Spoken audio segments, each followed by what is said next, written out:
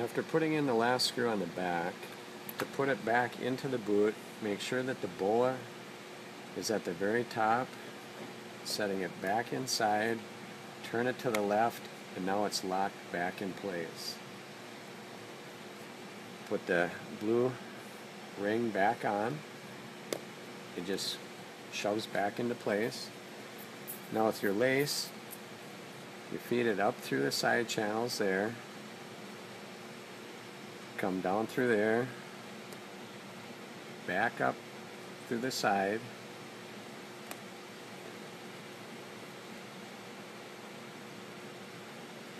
now you want to make sure that the piece of the wire is into the viewing hole.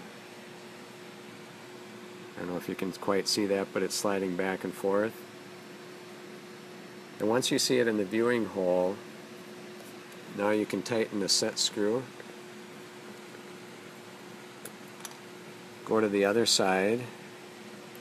Make sure you can see it visually through the sliding hole. Tighten that back down. Make sure that it's tight like this, so you can't pull out the wire. Now it's a matter of putting your knob back on, turning it to the right.